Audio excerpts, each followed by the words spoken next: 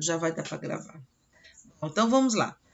Produção textual, coloquem lá na página 18, né, na aula 10, figuras de linguagem 1. Né? Nós agora vamos entrar nesse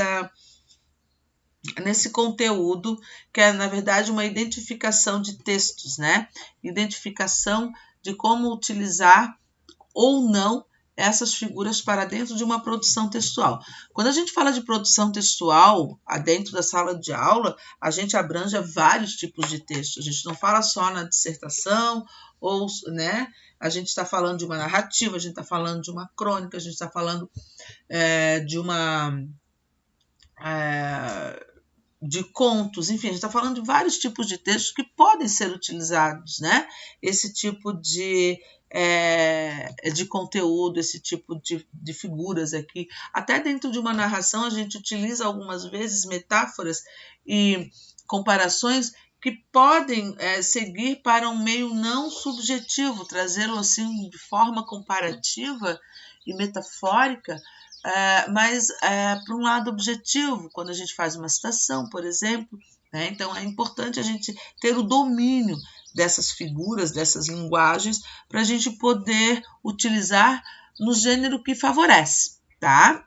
E quando a gente utilizar, e a gente identificando esse tipo de conteúdo, esse tipo no caso aqui das figuras de linguagem, o que a gente não pode usar dentro de uma dissertação, porque muitas vezes a gente pode ler a dissertação, olhar uma coisa muito romantizada ali, né, por exemplo, e aí a gente vê que pode ser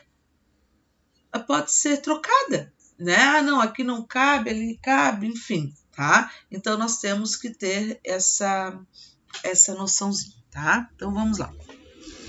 Figuras de linguagem 1. Lá na página 18, novamente repetindo, tá? Nós temos a comparação. O que é a comparação, gente? A comparação nada mais é uma comparação explícita de um termo a outro, né? Ao contrário da metafórica. A metafórica, ela não tem ela não é explícita, né? De tal forma que nós possamos dizer que é uma comparação. Por isso é que ela é classificada como metáfora, porque a comparação automaticamente ela tem que estar aqui, ó, com a utilização de um conectivo. Conectivo comparativo, né? Lembram lá que lá dentro das nossas conjunções que nós trabalhamos, o como, ele tem várias utilidades, né? Ele pode ser uma condicional, ele pode ser uma conformativa, ele pode ser uma comparativa, né? Então, a comparação, ela tem que ter obrigatoriamente essa conjunção aqui, ó, para ter essa definição aqui. Caso contrário, ela não estabelece essa definição. Um exemplo aqui, ó. Seus olhos são como jabuticabas. Eu comparo o termo olhos e jabuticabas, né? E faço essa ligação com olhos, a gente imagina como o olho da pessoa, que ele é pretinho igual a jabuticaba. Se eu simplesmente, né, cortasse esse como aqui, ó, e colocasse assim, ó, seus olhos são jabuticabas, eu já teria uma outra figura de linguagem, porque ele não está comparando, ele está afirmando, né? Quando eu digo seus olhos são jabuticabas, eu afirmo. Então eu não posso dar essa definição a ele, tá? Quando eu tenho isso daqui, é um outro tipo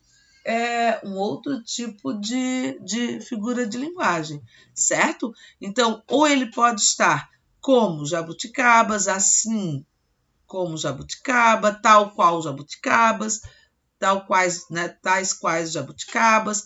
Então, a gente tem que prestar atenção, né? A hora que aparece essa nossa conjunção. Acorda, Armando. Você não sabe que o amor é como uma flor? Se não for regada e bem cuidada, ela murcha e morre. Hã? O amor é como o motor do carro, Armando. Se não trocar o óleo e não cuidar da mecânica, uma hora ele não funciona mais, né? Então, ela usou a comparação do amor aqui como uma flor, usando, né, a conjunção como. E depois ela tem aqui também o amor é como, ela faz a comparação do amor com um motor, né? Usando a conjunção como, certo? Entenderam até aqui? Certinho? Tranquilo, né? Então vamos lá. A metáfora. Sim.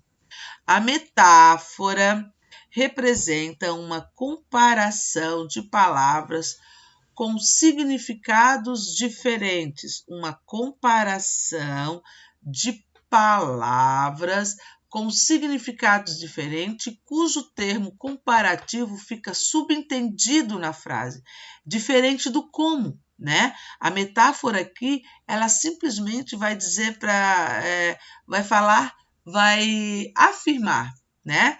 Lembram aqui? Se eu digo, teus olhos são jabuticabas, eu tenho uma metáfora. Se eu tiro o como aqui, como eu estou fazendo aqui, certo? Ó, eu tenho jabuticabas, mas eu posso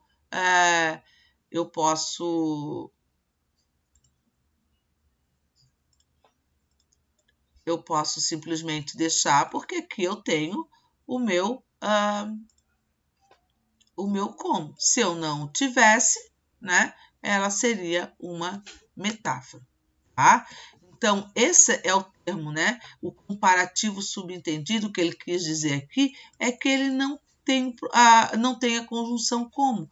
Um exemplo, a vida é uma nuvem que voa. A vida é nuvem? Eu estou comparando vida com nuvem, certo? Ela voa? Não, né? Então, eu não posso... É uma forma, né? Uma comparação de algo que quer dizer de voar, que passa rápido, né? Ela tem essa ideia.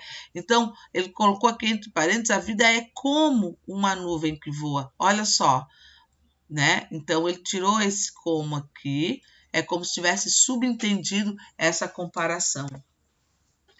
Fala uma coisa romântica. Meu amor é uma caravana de rosas vagando num deserto, inefável de paixão.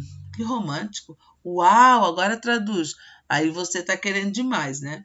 Uma metáfora em meu amor é uma caravana de rosas vagando num deserto inefável, né?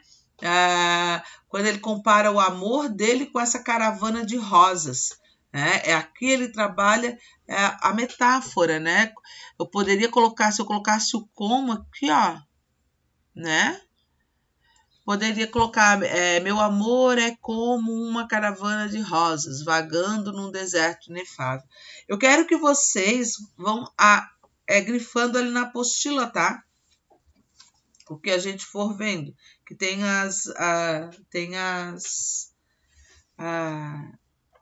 os exemplos ali também, para vocês irem analisando. Se tiverem qualquer dúvida, depois me avisem, tá? Prosopopeia. Botei aqui propositalmente, tá?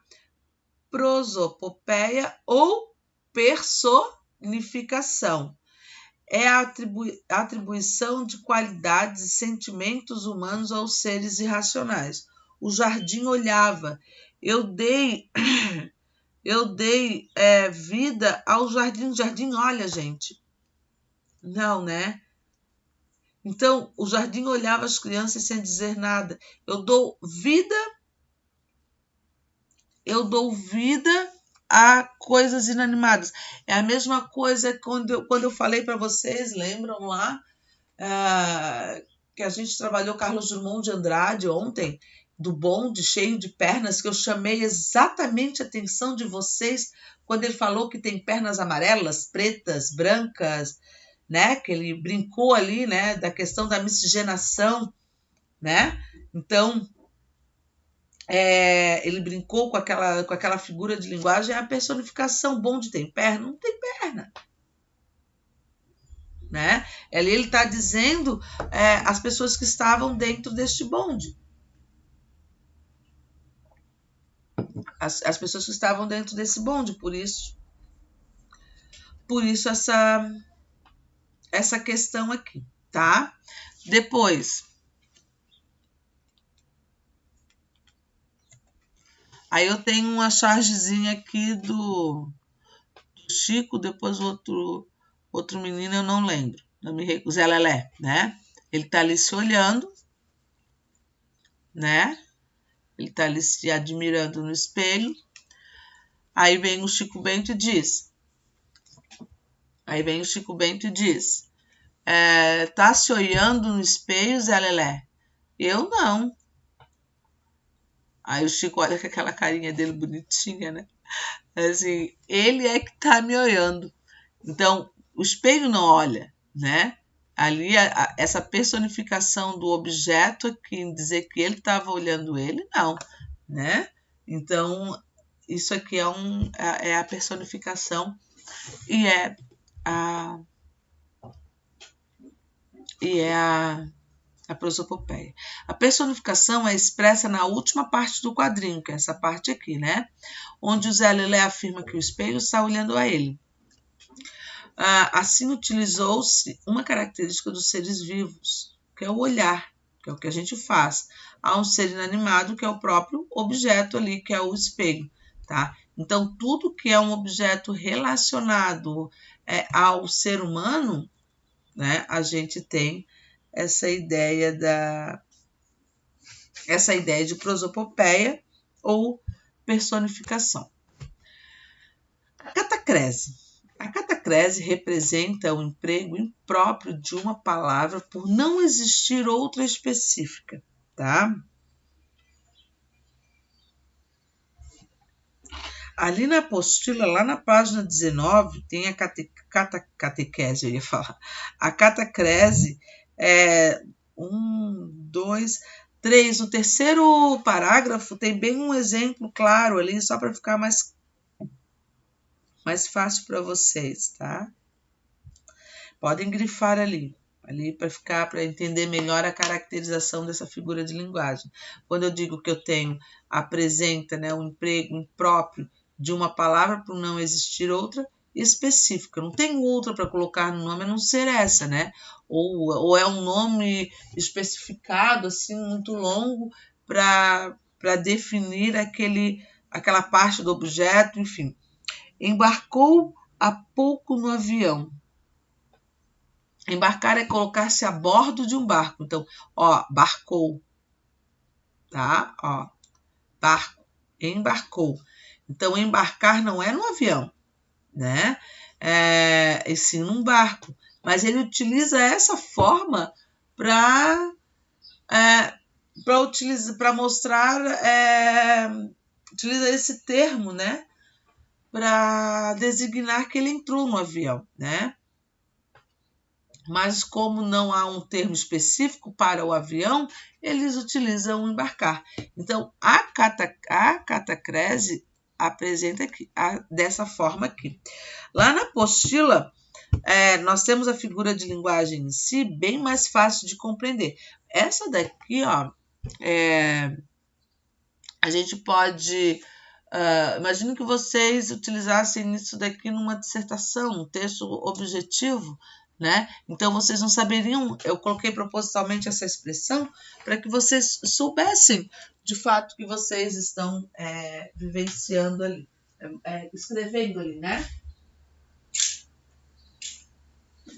O que vocês estão escrevendo ali para essa questão, tá? Deixa eu colocar. Aí, colocaram lá, grifaram lá como...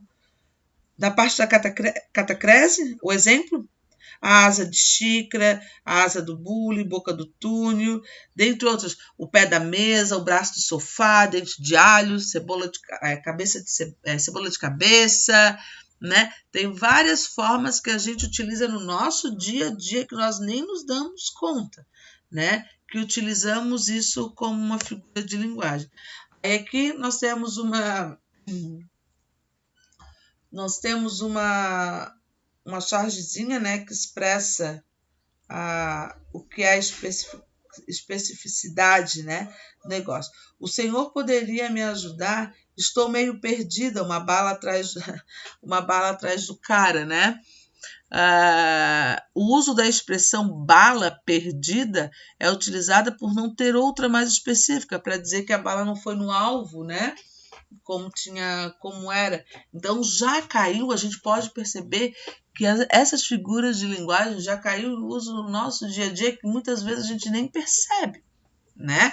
E quando a gente utiliza, imagina vocês escrevendo lá aquela dissertação do guarda, né? Eu vi bastante coisas assim parecidas e que diziam lá, né, de bala perdida ou coisa e tal. É uma figura de linguagem, né? Bala não se perde, né? Ela foi atirada para um alvo, não fica perdida, né? Não se tem bala perdida.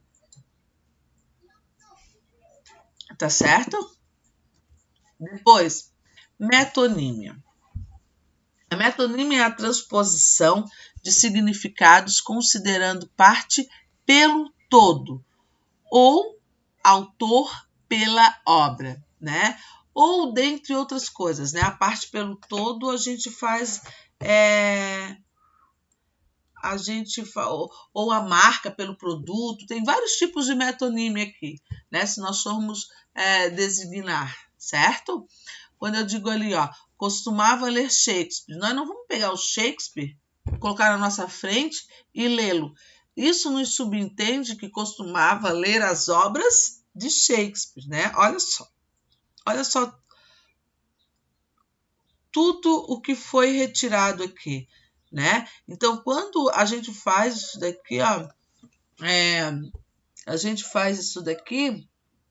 a gente está utilizando a metonímia, que é o autor pela obra, tá? Deixa eu ver como é que tá aqui na apostila o exemplo, para vocês grifarem. Ai, que pouquinho. Lá embaixo. A apostila de vocês só para... Para na metonímia ali, embaixo, né? Sim. E não tem um exemplo legal. Vamos trabalhar essa ideia, mas eles não trabalham essa ideia, né? Sei lá, não tem um exemplo legal, né? Ai, meu Deus, só um pouquinho. E aí, então, ali não tem um exemplo, então. Ah, tá. Então, vamos lá pelo meu aqui, tá? Então, esse daqui é o autor pela obra. Vamos supor assim, ó. Tô morrendo de fome, vou comer um prato de macarrão. A gente não come o prato de macarrão. A gente come o macarrão que está no prato, é o conteúdo. A gente fala que é o conteúdo pelo... que é o conteúdo, assim, né? Não é o objeto. Depois tem uma outra também que a gente fala que é... Deixa eu ver se eu coloquei no exemplo aqui. Não coloquei, mas tem várias... vou lá, mãe, vou comprar Bombril. Não tem Bombril, só tem outro. Pode ser. Aí já é o produto. Comprei Bombril, mas eu não comprei o Bombril, comprei o Assolan, por exemplo, né? Não é o produto pela marca, certo? Vou comer Nescau. Não precisa ser um Nescau, já estou lá botando todinho ou alguma coisa, é um achocolatado e a gente faz a marca pelo produto. Quem aqui nunca fez isso, né? Eu lembro que na minha casa, assim, é uma situação engraçada, que a minha mãe sempre pedia para eu comprar mods para ela ir no mercadinho ali perto de casa para comprar mods. Aí eu chegava lá e eu disse, não, mas não tem. Como não tem? Aí ela ia comigo, está cheio aqui. Eu ia pela marca, não tinha, mas ela entendia que mods era o absorvente e não a marca. E o mods, na verdade, é uma marca, né? E ficou, né? Várias pessoas utilizam dessa forma hoje. Hoje é que a gente muda um pouquinho, né? A gente diz, é um absorvente, é isso, aquilo. Mas não. Mas antigamente era marca, porque como não tinha muitas opções, ficou marcado, né? Isso em uma geração. Ali nós temos o exemplo, né? Meu pai tem 800 cabeças de gado. E o seu? Meu pai tem 800 cabeças de gado. E o seu? O meu pai só tem um boi, mas ele tá inteirinho. Ali ele está falando que tem várias só as cabeças, né? Enquanto ele tem um boi, ele está falando a parte de um todo. Cabeças de boi dá a entender que eu tenho só as cabeças, né? Mas a ideia é que tem um monte de bois, né? O uso da metonímia que substitui o vocábulo boi por cabeças de gado, né? Engraçadinho. Então vamos lá. Atividade de fixação. Queria que vocês peguem aí a apostila de vocês, tá? Eu quero que vocês analisem toda essa questão aí essas frases, tá? Ver o que vocês colocam, se ela cabe como uma metáfora, qual que cabe como uma metáfora. Tem várias figuras de linguagem aí, tá? Essas que a gente viu e outras. Então, eu só quero que vocês identifiquem o que é comparação, metáfora, prosopopeia e catacrese. Vamos lá, eu quero ver quem pode fazer. Vou esperar, dá uns minutinhos. Temos 10 minutinhos para fazer. Estão fazendo? Gonçalves? Kaique? Sim, estou fazendo. Oi, tô fazendo também. Eric? Oi. Oi.